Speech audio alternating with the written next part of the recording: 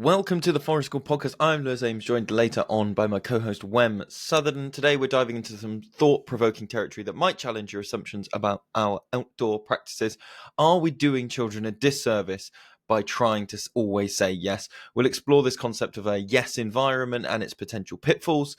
How do we strike the right balance between freedom and structure in forest school? We'll look at strategies for setting healthy limits while maintaining nurturing atmospheres. And here's a question that might surprise you. Could our approach to saying no be influenced by our gender expectations? We'll unpack this intriguing idea and its implications for forest school and all outdoor education later in this episode. So grab a cup of tea, find a cozy spot, and let's dive in.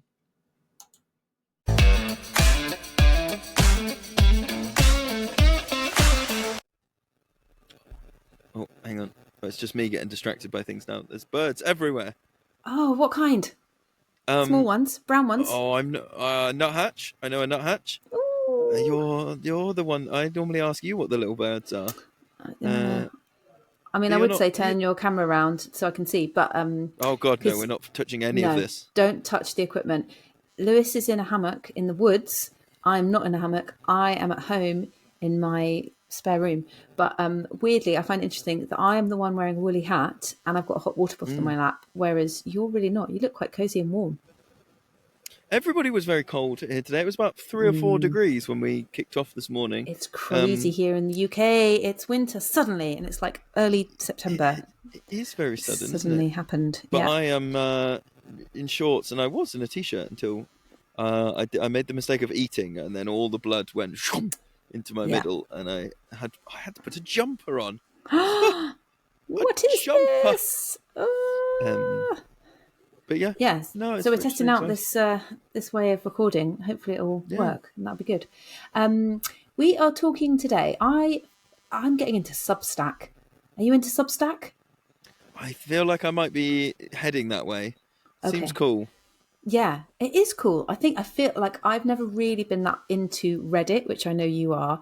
I've just dabbled in the waters. I've never signed up for it or don't download the app or anything. I feel like Substack is kind of like Reddit, but more intellectual. It looks like the new blog, little bite-sized little snippets. You can follow people and then they email you and their rambly thoughts on various things. And I have found, I don't know how, probably through following somebody else and then they recommend you follow someone else and so on. A person called Suzanne Axelson, and her Substack is called Original Learning, and she's also written a book with the same name, which I'd be really interested to read. And maybe we should get her on the podcast one time. But a couple of her pieces caught my eye, one of which being called The Dangers of the Yes Environment. And she wrote this in September. She's doing a post a day at the moment for September. And it kind of struck a chord with me in relation to forest school. She talks again in another piece about how personally she's moved away from phrases like play-based and child-centred when describing education, because she says that far too often we have normative views, she says, of what play and child are. And that this can therefore lead to non-inclusive play and learning environments, no matter how well-intentioned we strive to be, which I thought was really interesting. We want to take a moment to thank all of our amazing supporters over on patreon.com/The Forest School Podcast. Your contributions over there make a huge difference and help us to continue providing all these incredible episodes that we put out for you guys. If you're not already a supporter yet, head to patreon.com/The Forest School Podcast and contribute at whatever level you can to help us grow the podcast and support this work.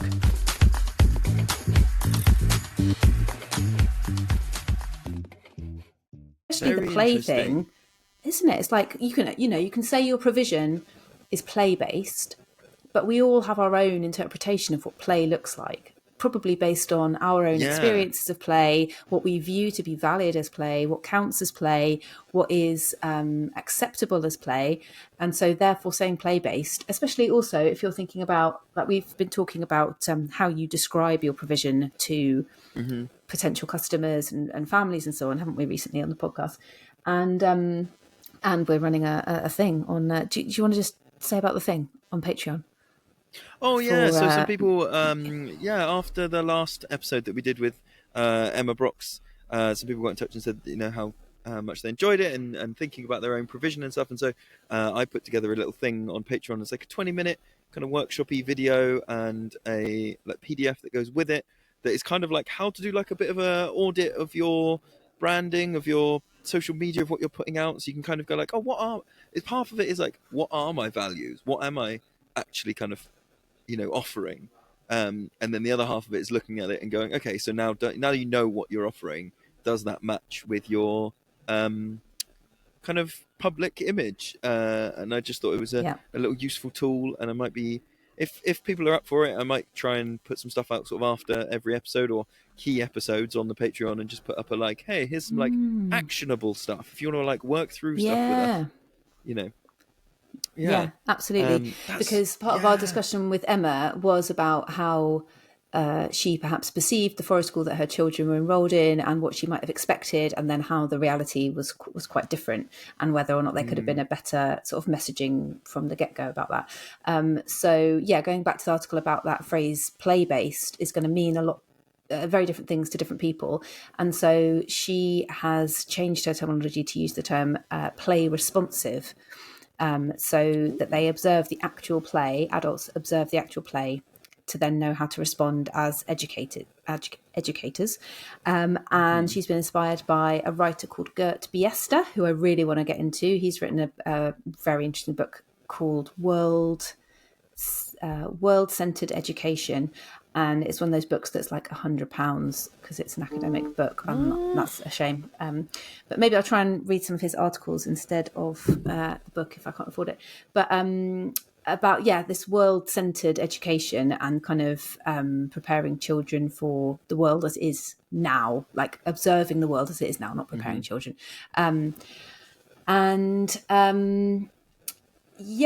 So then I was reading this article about the yes environment and the dangers of that, and thinking about how relevant that is to forest school in terms of how we might see it as a different type of provision, different kind of education with a lot more autonomy, with a lot more free choice, and that being kind of absolutely written in the sort of forest school holy text, of choice and freedom, free play. And then I think it's something that's come up quite a lot with our trainees as well, sort of further along the course when they've started to deliver their own sessions. And then coming up against this, okay, so I'm not a teacher and my role isn't necessarily telling people what to do. I'm more of a facilitator, but then what do I do when a child does something that I'm I'm not entirely comfortable with that, whether it's the way that they are using resources or talking to other people or treating the environment.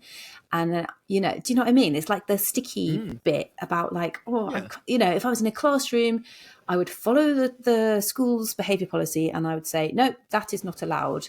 And this is the punishment if you continue to do it. But at forest school, we don't necessarily have that structure. Some of us might do, and we might have to. But how we then respond, are we going to say no to some things? If we are, how are we going to do that? And I thought this article was quite different and interesting on that point. Yeah, definitely. It's kind of exploring, isn't it? I think some of this touches on. When I opened it, I thought it was going to be about very, very permissive settings. That idea of yes to everything, and that sometimes that is how the pendulum swings in terms of practice, and you might really get into I know lots of people will go through a bit of a journey where they go through lots of child-led stuff, and then they sort of take a step back and go, whoa, hang on, the pendulum's gone way too far the other way. This is now permissive. And permissive is a term, isn't it, that people can put wherever they want. Do you know what I mean? One person's permissive is another person's, free play and lovely stuff. But actually, it struck me that some of this piece was a bit more about the demand of having to say yes, both on the participants and on the practitioner. So if you are putting a demand on yourself to say yes to everything, what impacts does that have, and what impact does it have if you are in a place where the participants are expected to say yes, if not all the time, like a large amount of the time. And then it was quite interesting, the bit... Oh, go on, sorry. Well, I was just going to say that, she kind of summarises her ideas in a few bullet points by saying exactly what you said. Like, actually, children need to be able to say no to things that they don't want to do or they don't like, or as a response to others, in the way that we often kind of talk with our groups about, here is a script, here is some language you can use if somebody is doing something in a game that is making you feel uncomfortable or unsafe or you don't like it. So that is, it kind of goes both ways. You're almost... Oh, this thought has just actually struck me. We talk about modelling all the time. So whenever we've had discussions, either just you and I or on the podcast, about how do you get this idea instilled in people? How do you create this kind of culture? Or like, my group is appearing rude to people. How do we help them to be, to use language that's more socially acceptable? All those kind of things.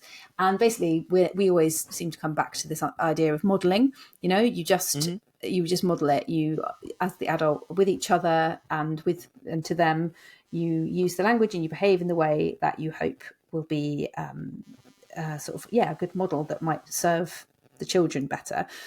Well, not better. But so in the same way as we would like them to feel comfortable to say no to some things,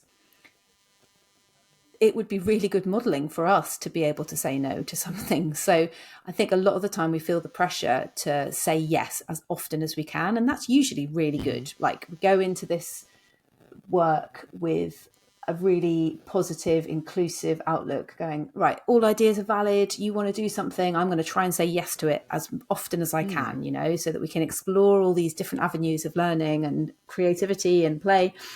And that's great. However, if you're being asked for something that does make you feel uncomfortable or past your threshold of tolerance, or you're not exactly sure, or you really, you just don't have the energy for that thing right now, that's really great modelling to be able to be honest about that and say no, in the same way that you would hope that children would say, no, I don't want to do that, if they're feeling the same things. So rather than, I think I probably always see it as like, oh God, I feel really bad if I say no to that kid at this particular time, or that person, I feel really guilty for that. But actually to see it as a bit of a gift, so that it's like, look, I'm showing you that it's okay to say no, and to perhaps, as much as possible give the reasons why, so that you can also do that, and it's reciprocal. And I think I'd never quite thought about it like that. We've talked, haven't we, about having conversations with children about, like, I'm not particularly in a great place today for this type of play. Is that all right? Being honest in that way. But I think more about kind of, I think now today I'm talking more about responding to requests for things, or requests for resources, things like that, we want to say yes as often as we can, but sometimes it is actually okay to say no. Well, do you see what I mean about the difference there?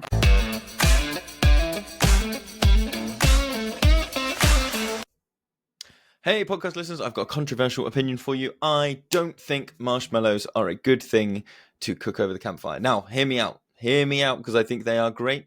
For family get-togethers. I think they are great for kind of socializing and for leisure. Do I think they have a place in forest school? I'm not so sure, which is why I wrote the book Forest School Cooking. It started as a way, the first half of the book is me describing, oh my God, the rabbit hole that I went down, learning about all the different types of ovens that you can build, rocket stoves, Dakota fire holes, pizza ovens. And I managed to put all these kind of instructions and kind of ideas so that you can elevate it from just having to cook stuff. Because cooking stuff on a campfire is so limiting. It means you can't bake. It means you can't roast. It means you can't grill, stuff like that. So I put the book together with loads of different oven styles that you can build. The second half of the book is loads of really amazing and loads of different leveled recipes. Some stuff that is like filling, like it's going to be a whole lunch, and some stuff that is kind of like snacky, all of which are achievable with very limited resources. And they kind of get you away from like that idea that like forest school is this place where you get this little ball of sugar. Now, I know it can be a great reward. If you want to take your forest school cooking to the next level, then grab yourself a copy of Forest School Cooking on Amazon today. I promise you won't regret it. It's an amazing book. It's got loads of great reviews on it. So Forest School Cooking on Amazon. Grab yourself a copy today.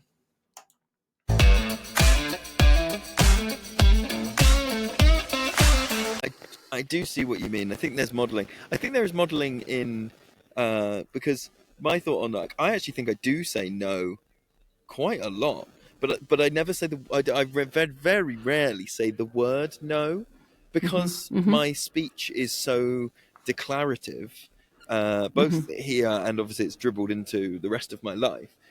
Very rarely do I actually end up saying, "Oh, no, I'm not," because it will come out. It will still be a no, especially if you imagine something like happened. Today I was putting on my story cloaks, and I came out of the cabin holding it, and somebody just went, "Oh, can I wear that?" And I went, "Oh, I'm going to wear it for the story," and that's a no, and I didn't pause. I think there's modeling different ways in which you say no, because that person is also getting the information that they didn't get it. They're not learning that they will receive every request that's made. I think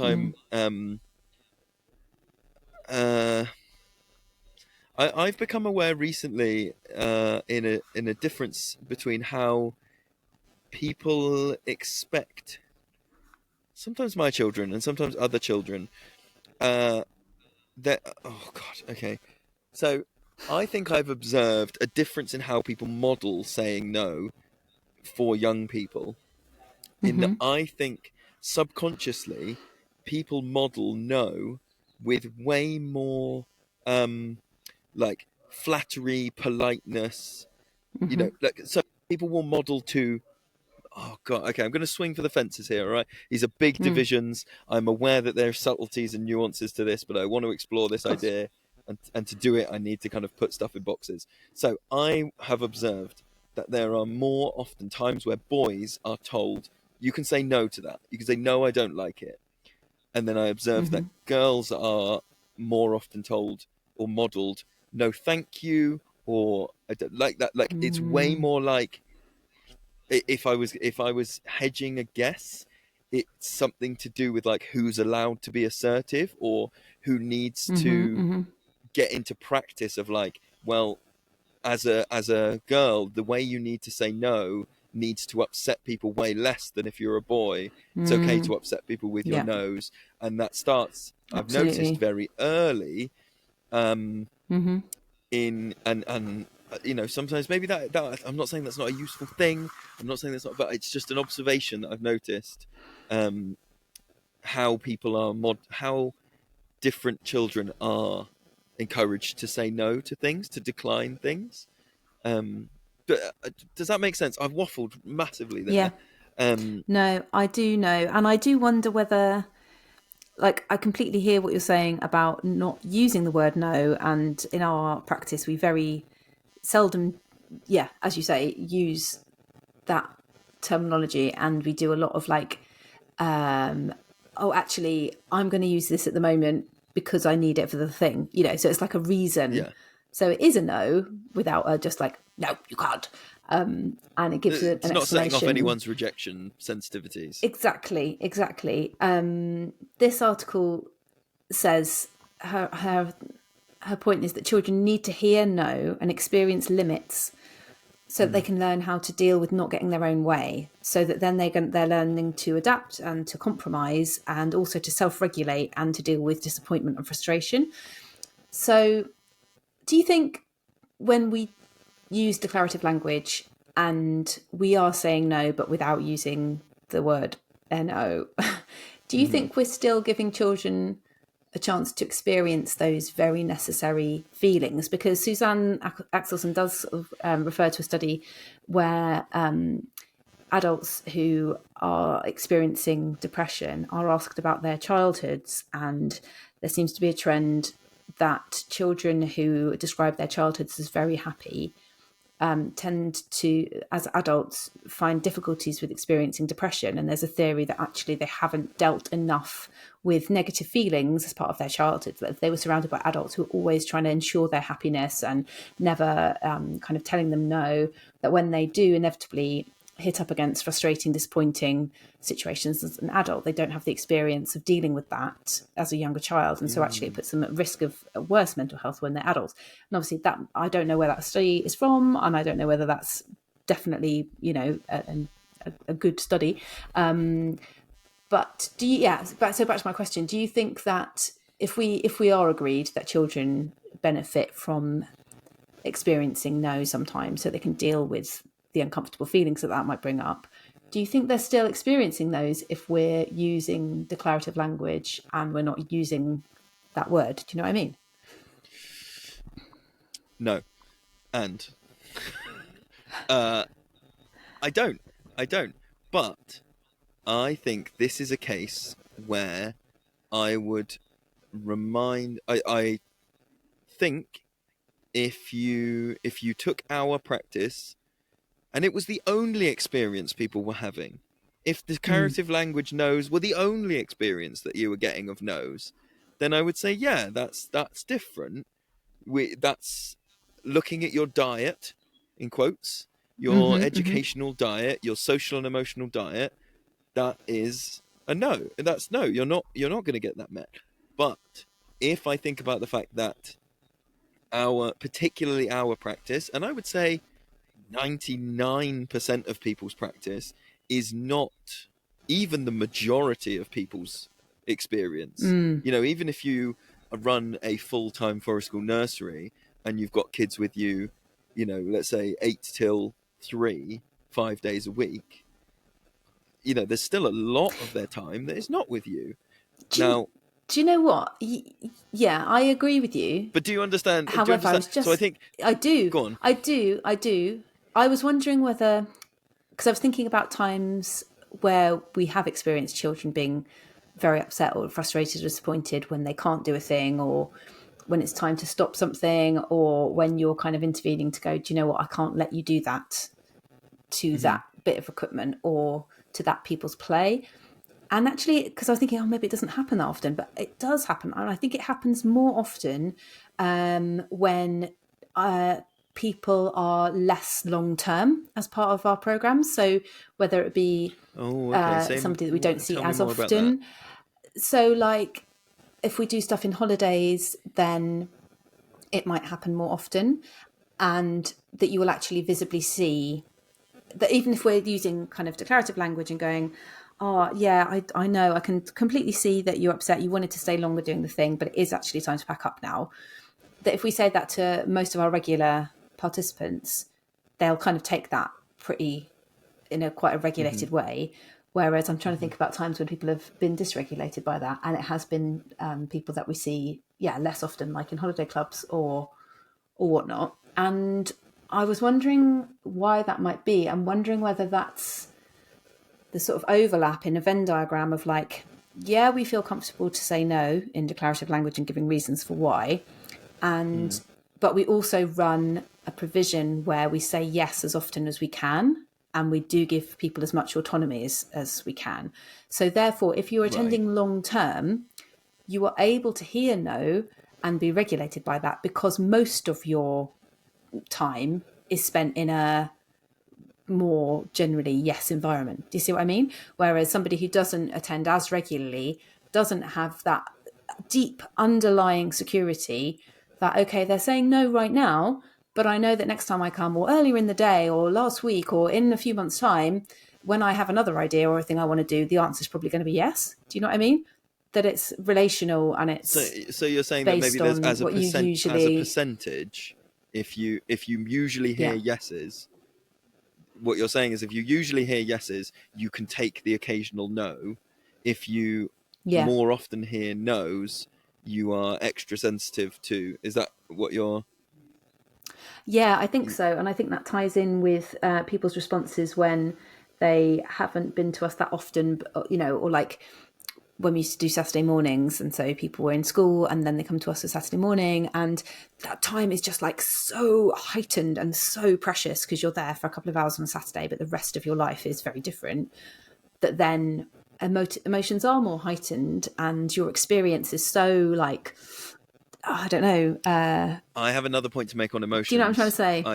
I do, I Go do on. know what you're trying to say, and I think actually, I think I have it's like an add-on to what you're saying. In that, I think there is, if we're thinking about that experience and like all the context clues and stuff that come with those experience, like who's there and what's the thing and what's the day been like? How many yeses have you been getting? All those things. I think if you are in, I was trying to think about what is the setting in which people are going to hear most of their no's, and let's just to take a hypothetical person, they're in like state education, most of their no's are going to be at school. That might be where they hear most of, and the way that those no's come is in an environment which, for the most part, sorry, I'm putting all the caveats in the world because I'm trying to tread very softly around this, but what I'm trying to say is that in a school setting, if you have an emotional response to being given a no, I think you are more likely to be met with logic and to be met with like that it's no good in crying. You need to stop doing this. I've asked you before. Now it's break time. You're not doing this. Like your emotions aren't necessarily in a space where they're going to be validated because the person that's giving you the no is there to try and cajole, convince, get something out of you, whatever that might be. But is there something that, if you have spent some time in like a forest school setting where your emotional reactions to things are very acknowledged, that you actually just feel more open to share? You might have exactly the same internal feeling to a no in a school setting and in a forest school setting. It's just that the forest school setting, you are sort of encouraged to kind of go, well, I get that this person will kind of respond to the emotional side of what I'm having that you might not have in other places. Do you know what I mean? I think that's part of the Yeah. soup, and that maybe we might feel the no's are stronger because there's fewer of them, but is it actually just that we're a safer person? You would hope so.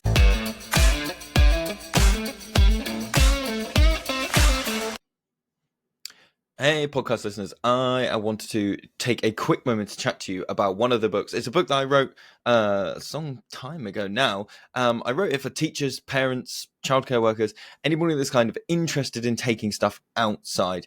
What I basically did was I wrote the book Myths of Outdoor Play and Learning. I took 11 common misconceptions that I was hearing regularly, either from people that wanted to go outside but couldn't, or that people were saying they were finding they were barriers that their leadership teams, like head teachers or nursery managers, wouldn't let them go and do forest school in certain ways because of XYZ. So I took the 11 most common ones and I kind of wrote out in a conversational style these ideas that will unpick those barriers and why they don't actually exist. Some people have said it's a great way to find like practical things that they can do to overcome those barriers. Some people have said that it's given them the tools to have those discussions more openly and kind of collect their thoughts they knew they had anyway. It's perfect for, like I say, forest school leaders, class teachers, parents. Even if you're a manager of an outdoor setting and you might have someone higher up, or you've got like a PTA that you need to talk to. The chapters are really short and they're punchy, and you can take any one of them and just do that kind of just one at a time. You don't have to read it start to finish. So it's available now on Amazon, and if you want to, you can go and have a look at that. It's got loads of 5-star reviews at the moment. Grab yourself a copy and see if you can break down some more barriers in your setting.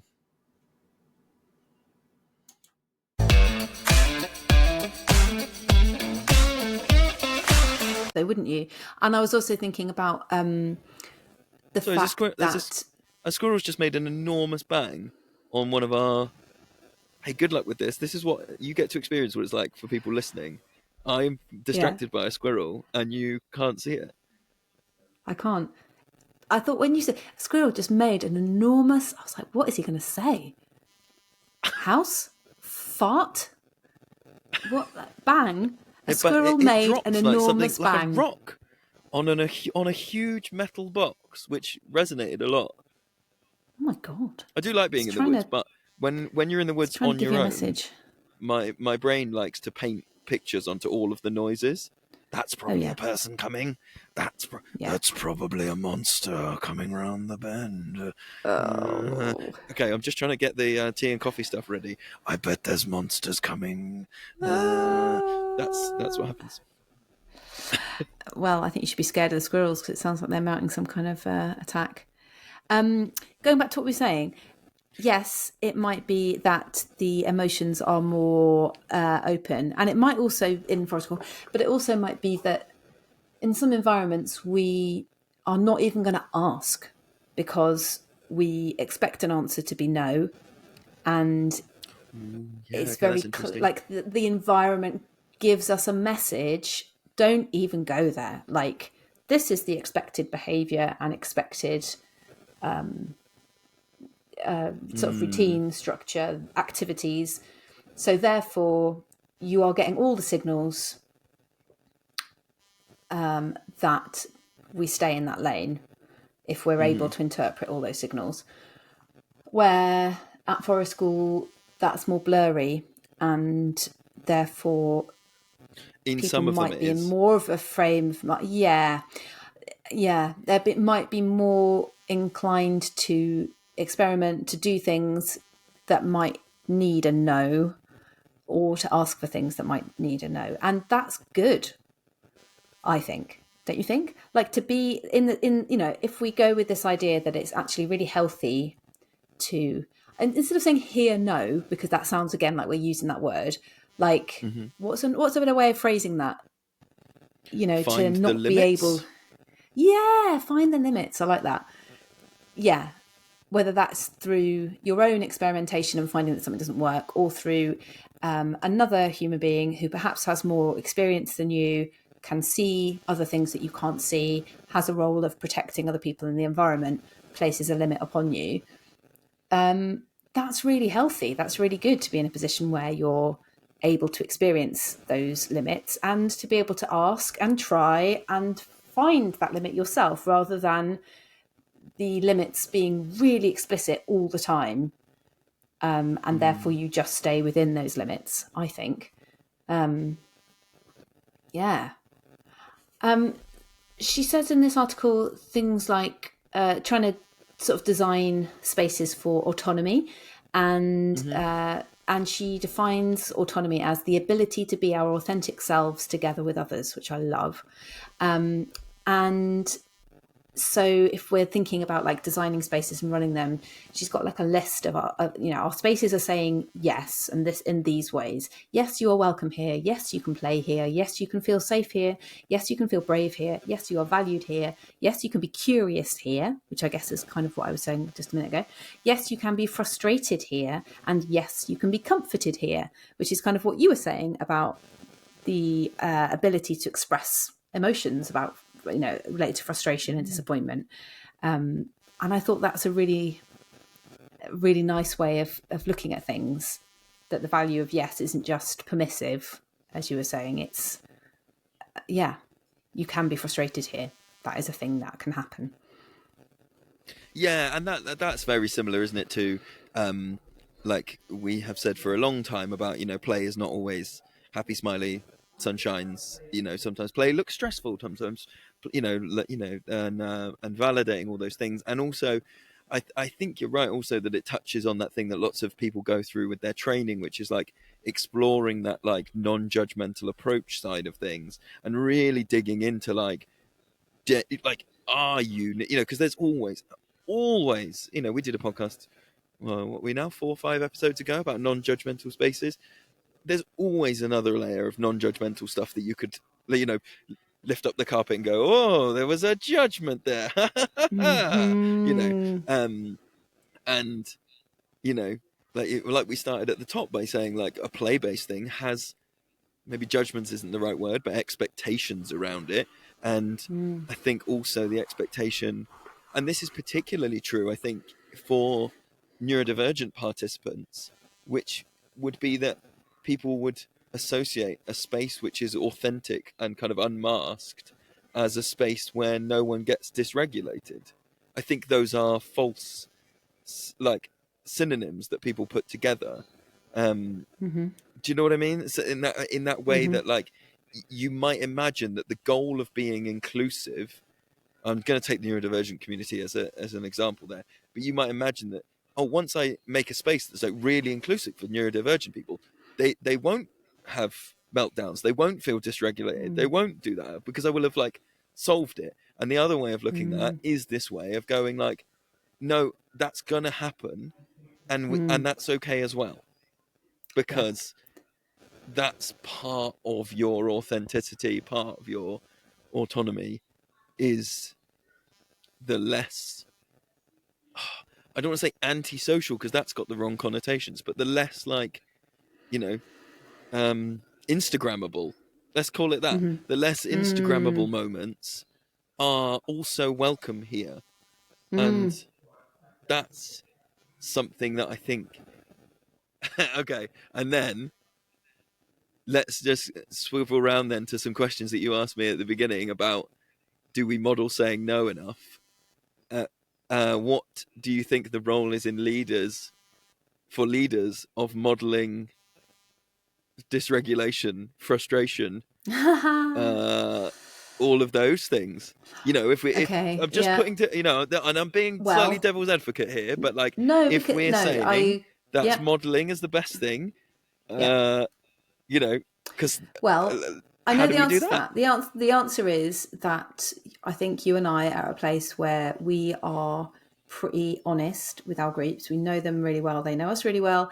And we are often able to say things like, I'm just going to ask everyone to stop talking for a moment because my brain is melting inside my head, that kind of thing. So whereas, for me, 30 years ago, 35 years ago, my response to that situation would have been, I'm going to run away now, or I'm going to start screaming louder than anybody. Now I am able, with years of experience and practice, to regulate myself so that I can verbalize. My brain is melting inside my head.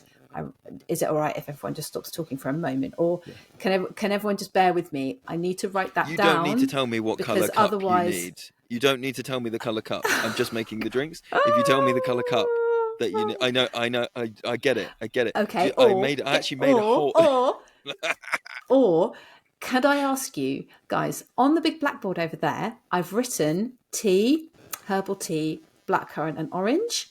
And I'd like you, is it okay if you don't speak to me, you just write your name and your name legibly under the choice of your drink so that then I can make the hot drinks without anyone talking to me. I put my name under hot chocolate. Wem, this is my name here. I put it under hot chocolate. I'm rocking. Wem, I'm rocking. Wem, can you see my look? You're not looking. I want to show you where my name is. Oh my God. So that's how we model our response to dysregulation and frustration and all the rest of it. And, I think that is something that, I don't know, and I do that at home as well in terms of like, do you know what? I'm going to go over there now by myself because I feel really angry and upset and I just need some time by myself. All those kind of, if you can. Obviously, there's going to be some times where we can't do that. And there's going to be times where we flip out and do scream no at somebody because we're scared. And also I think it's very important extremely triggered. Well, I think it's important how overt or not it is that someone else is the reason for your anger. Do you know what I mean? If it's like there's a bit of a bystander effect in terms of like lots of stuff is happening and the noise is making me feel overwhelmed, to say like I'm going to go over there for a minute because I'm feeling very overwhelmed is very different to a single person trying to tell you something over and over again and kind of going like, because of you, I have to go. So to avoiding that second one and being like, the I statements and the like declarative statements and things that are like not causal effect. Can I also say, it's not personal, but there also will be times where we're not able to be in that headspace to use language or to explain our actions. There might be times where we literally scream no at somebody across the woods because we're really scared that they're going to hurt themselves or other people, or they're going to destroy something in the natural environment, and we flip the heck out through anger or fear or whatever, and that our actions might make somebody feel upset or scared. And then it's about building the bridges afterwards and when we're able to kind of, apologizing and being honest with that and saying, I'm really aware that I reacted like this in a, potentially scary way. This is why I'm not excusing it. Like next time I'd hope to not scream no across the woods at you or whatever. But to kind of build bridges. And I think that's where the modeling comes in, isn't it? It's kind of showing, Yes. yeah, my emotions got the better of me at that moment. Nobody's perfect. I'm apologizing and I'm hoping to do better next time. And, can we move on from here? That's incredibly powerful. I even had moments like that in the classroom. In fact, probably more moments of that in the classroom with like classes going up, in the first year of teaching, that kind of like, we're going to test out this teacher and see what she's made of. And then, and then kids kind of and afterwards again, that is something that's very similar to... Why were you crying? That's only possible, though, in a long-term scenario, whether that's like because you're the class teacher, because you're the regular forest school leader, like that is something that you can have a different effect in a short-term setting where you don't have the same bridge building, facilities. Absolutely. Which is why those things might end up with, okay, how's this to tie it all together and put a button on it? Those settings where you can't afford to be authentic and go, yes, I'm so sorry, I've hit my limit, and now bridge building, are the ones where you put more gentle no's in earlier because you can't get to that same tolerance. And maybe and tolerance is the wrong word because it makes it sound like people coming to the sessions is intolerable and you have to find your limit. But what I mean is like you're just measuring yourself by different yardsticks and thinking about what capacity you've got to say yes. Part of that involves like an RBA, risk benefit, analysis of like, what have I got if this goes wrong? What's the risk if I overshoot on yeses? In this session it's this. The risk on overshooting in this session is actually completely different. And so risk assessing, okay, here you go. Here's the soundbite for my Instagram reels. Risk assessing your yeses is as much a part of the job as risk assessing your no's. Yeah. And I think that comes into our planning. I think that comes into our planning if we are talking about what to do in a session and we think about activities which may well lead to more potential no situations because they're riskier in that way. It's like there's a chance that if I propose this activity or I get these resources out, that something's going to happen which is going to mean I'm going to need to say no in a nice way. There's a higher risk of that with this activity than this activity. So how am I feeling? How's the weather? How's everyone else feeling? What support do I have? Can I get out the resources or the activity that is riskier for that no to come out? Or am I better actually going with something that is going to be more straightforward? Yeah, that's interesting. Yeah, another thing to think of. I could talk about this for so long, but I'm conscious that the squirrels are going to start throwing stuff at me if I stay still any longer. They want you to go home. They want me to go home. I think I might pop something together for Patreon people. I don't know what it's going to be. Maybe it's a yes audit. Maybe it's a risk assessment of your yeses. There will be something, and I will put something out for people. I'm going to explore it. Nice. Yeah. Cheers, mate. Cool. Bye. See ya. Bye.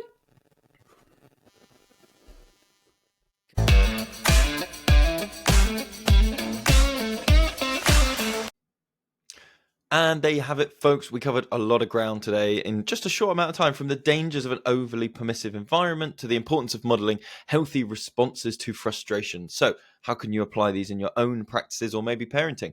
Consider conducting a yes audit of your interactions with children. Are there areas where you might benefit from setting clearer boundaries?